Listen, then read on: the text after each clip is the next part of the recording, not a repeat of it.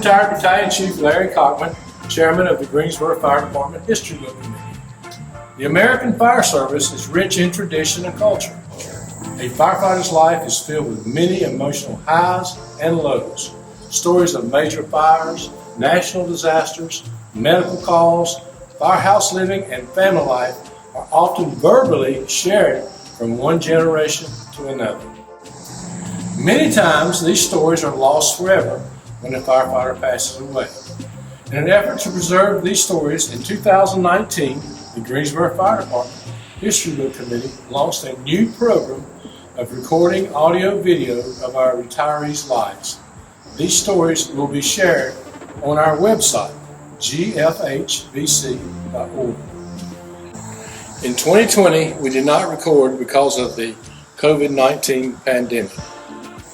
Please listen as these firefighters share their life experiences with all of us. My name is Dennis Pinnix. I'm 72 years old and I retired November 1st, 1996. I was a captain on Engine 7 when I retired. Am I originally from Greensboro? Yes, I was born and raised in Greensboro. Do I have any relatives on the fire department or have had? My brother Randy Pinnix came on the fire department 4 years after I did. Before I became a firefighter, I laid brick for a living. My starting salary on the fire department was $627 a month. People in my training class that came through with me, I can tell you a few names. They were Mike Brown, Craig Lewis, Emmett Van Ness, David Moore, Sonny Mitchell, Robert Webster, Vance Rail. There were several other ones. I think it was Bill Williams, William Williams. There was about 14 or 15 of us in that training class.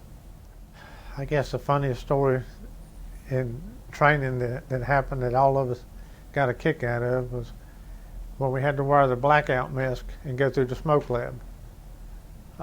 Chief Hilliard and Chief Kent had put cardboard boxes against the walls, and they gave us strict instructions to keep our hands against the walls and go around any object that we got to and go back to the wall to find our way out. And all of us did pretty good except Sonny Mitchell. All he heard was keep my hand against the wall. So all the boxes were slung out in the middle of the floor. Sonny stayed against the wall. He came out, so they nicknamed him Mole. Did I always want to be a firefighter? From a young age, yes, I did. A lot of the firefighters for Greensboro Fire Department went to 16th Street Baptist Church, where I was a member at. And they invited me to come up to Old Central Station downtown on Saturday afternoons and play the guitar with them and just sit around and fellowship with them. Yeah, man, every time I go up there, it makes me want to be a fireman just that much more. Yes, I got out of training December the 1st, 1974, and went to Old Central Station downtown on Engine 2. Captain Wooten was my first captain, Bob Wooten. I remember some of the people that were up there at Old Central Station. There was 4 different companies up there, plus rescue truck. So it was a lot of people up there. But I remember Woody Parrish, your brother Raymond was there, Chuck Smith, Lynn Coleman was up there. There was a lot of firefighters up there. The funny moments or pranks in my career, not that I can mention. Our firehouse living, that was a special time. I mean, we spent a third of our life together. So it was a bond that can never be broken. We all worked together. We all stayed at the fire station together. We ate together. We prayed together. I mean, it was a very, very bonding time at the firehouse. What value do I see in us staying together? Like I said, it just builds a bond that can never be broken. Was I a good cook? I took my turn when it came around and people ate. Yeah, my specialty was sweet potato casserole, and everybody did. They raved about it. They did like it. Dorm living versus open living the way we used to do at the fire station. I've never been in that situation where we had dorms to live in versus or cubicles versus the openness. I really don't know what it would be like to stay in a fire station and be secluded from anyone. I mean, we always were together, regardless of what we were doing. So I really don't know what difference that would be, because I never worked in that environment. There was a lot of pranks that went on. A lot of firecrackers were shot off in the dorm room. Sometimes M80s. Sometimes you catch blankets on fire. There was some good times being held at the firehouse. When I came through, did we fellowship with one another away from the station? Yes. There was several of us that had different hunting groups, and we would all go hunting together, and a lot of times we'd go out and share meals together, even on our days off in the fire station. What value do I see in the interview process? Larry, I think it's a great thing to do for our families, for our kids and our grandkids, so they can have something to look at that they may find out something in this interview that they really didn't even know about us. Do I think it's essential that firefighters today would take time to talk with a retiree when they visit a fire station? I think it is essential, because we've been there, we've done that. We've got a lot of experience that we can share with the younger firefighters. I don't think I've had any experience where a younger firefighter wasn't willing to talk with me when I visited the fire station. I can remember the first call that I ever had. I remember the first fire call that I ever drove a fire truck on. I never will forget that one. Okay, let's hear it. That one was at Station 8. Just 2 months after getting out of training, they moved me to Station 8 as second driver under Ed Sawyer. And I wasn't there a week before Ed let me drive my first fire call. It was a car wreck. I do remember that I drove that fire truck on for the very first time. Did we run medical calls during my career? Yes. We would ride medical calls, some on an engine company, but back when I was on the fire department, earlier in my career, we had 3 squads, and I rode Squad 2 on every medical call that EMS rode on for almost 7 years. I can remember having as many as 16 calls on Squad 2 in a 24-hour shift. How did I deal with death that we ran across? It takes time. Sometimes it takes counseling, but the time is what heals. Some things you may get healed over, but you never forget. And it was hard. I remember one call that we went on that a gentleman got hit on Highway 29 right close to Lee Street. Well, when the first car hit him, he went over top of the second car that was behind that first car, and then went up under the third car that was in line. And I had to crawl under that car and pull him out from under there when I was on Squad 2. And I never will forget it. Larry, the children really bothered me a lot when we go on calls, and I went on several fatalities during my career on the fire department, and I investigated several fatalities when I was in fire prevention. The children really bothered me. It took a while to ever get over those. The calls that we had good feelings after when we left, yeah, there was a lot of them that I felt like that we saved a huge portion of someone's home, or even though that the media never kind of grasped a hold of how much we saved, they always put how much was lost. But yeah, when we could go on a call, knock a fire down in a hurry, I felt like that we saved a lot for that family. Larry, probably which fires that I was on, the biggest fires, I wasn't first in on Davis Street, but that's probably one of the biggest fires that I remember in my career on the fire department. The Plantation Supper Club on High Point Road, or Gate City Boulevard now, that was a pretty good sized fire. Air Products out on Market Street, that was probably the most intense fire that I was on in my career. There's several. One of the greatest awards that I did receive while I was on the fire department was in 1992 when I received Firefighter of the Year for the state of North Carolina. And Larry, I felt like that it's not just, it wasn't me, it was my captains, my chiefs, the people that I worked with that gave me the opportunity to be involved in as much stuff as I was involved in.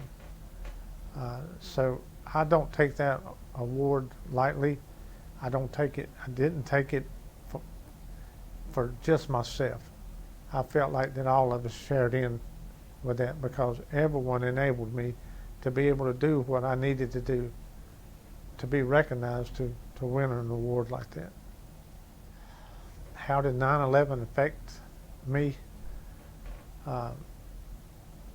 Larry, because of my experience as a firefighter, it broke my heart to see these first responders losing their lives the way they did.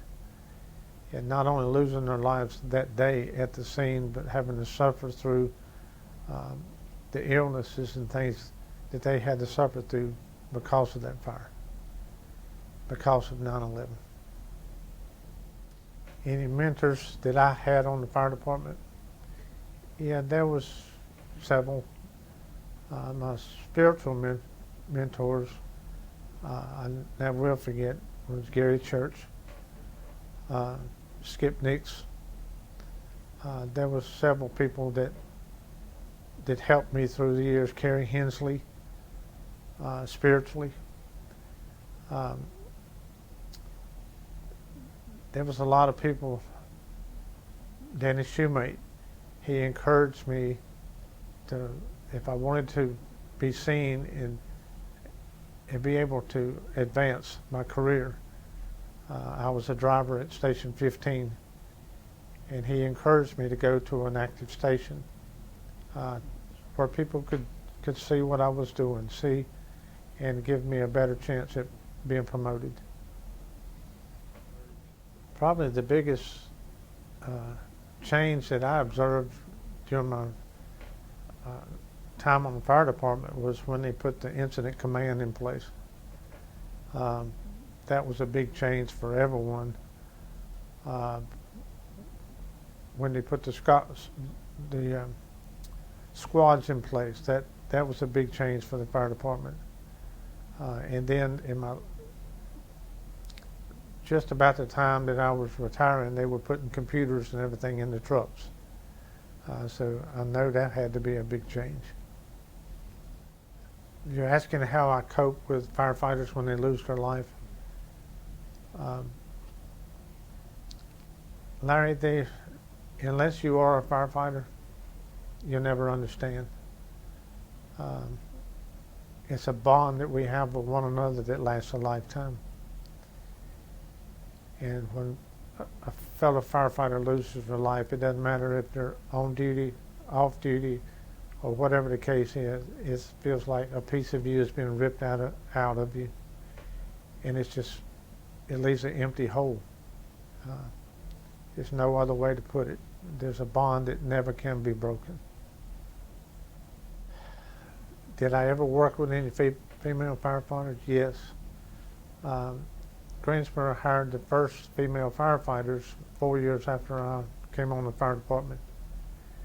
And I was stationed at Station 15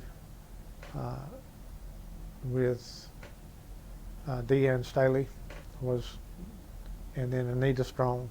Those were the two female firefighters that I ended up working with while I was on the fire department. Was I in armed forces? No. We had the lottery when I was 18 years old. My lottery number was 250. They got up to 215 that year, so I did not get drafted. Describe what a successful firefighter is. Larry, I guess it goes along with anything in life. When you feel like you've done a good job, and sometimes not a good job, but a great job, you can have success in anything that you do in life. Being a firefighter, going all the way up the ranks just to be chief of the whole fire department, that is success in a way. But it's not true success that we feel that we get the most out of. I feel like it's been serving the people, the citizens of Greensboro. If we serve them and we help them, then yes, we were a success at our job. I got saved at the age of 18 years at 16th Street Baptist Church. Faith has always been important to me. God has always been important. I know He's always been there through everything that I've ever been through. I've let Him down many times, but He's always been there. My family has always been there. I don't think a firefighter can be a true firefighter to his and give 100% unless the family supports him. Because you think about it, we're gone from them 1/3 of our life. We miss Christmases, we miss Thanksgiving, we miss birthdays. There's a lot of things that we miss when we decide to be a firefighter because of our work schedule. And it takes the support of your family in order to be a firefighter. I have prayed during the fires several times, especially air products. When those acetylene tanks were exploding, they came through the side of that metal building, go whizzing over our heads as a flat piece of metal. Yeah, there's times that you pray on the fire. How has my health been? Since I retired from the fire department, I've had a massive heart attack. I've had a pacemaker put in. I've had several surgeries. I've had skin cancer several times. But through it all, God's been good to me. What would I want the fire department to remember about me?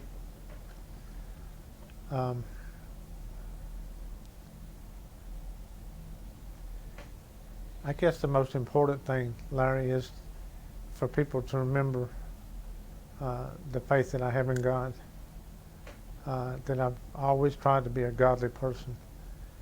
I've always tried to help people any way that I possibly could. And know that I was dedicated to my job. My job meant a lot to me. And if people would just know those things about me, I think I would be okay. What I say is to some new recruits, I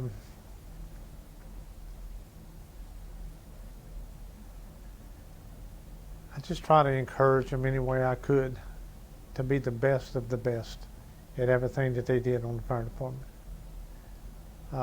It's not just a job. It's not just a career. It's more than that. It's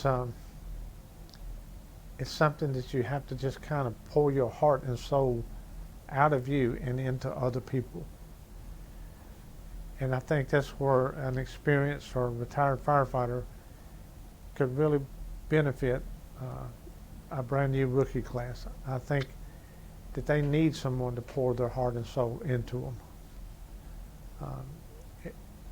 Every one of us need encouragement. In my opinion, yes, firefighters, the rookie classes need retirees to come out and talk to them before they graduate from their training class. What I want my family to remember about me,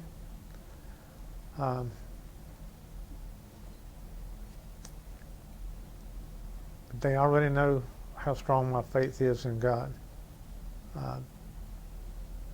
My grandkids, my younger kids, they probably don't know everything that my career on the fire department entailed. I would like them to be able to see this interview. I'd like for them to know and learn something that out of this interview that they didn't know about me with my career on the fire department. My wife, my kids, my grandkids, my fellow firefighters, I love you all. I always will. It's just, if the new recruits are coming in, get an opportunity to see these interviews, I just would like to tell them, keep your mind open. When you see a retired firefighter come by the station, pick his brain, talk to him, get everything you can out of them, because that's a lot of experience. There's a lot of encouragement that can come out of that retiree into these younger firefighters. That's about what The Greensboro Firefighters History Book Committee hopes you have gained a greater insight into the dangers, the challenges, and emotional events that have influenced and shaped the American firefighter.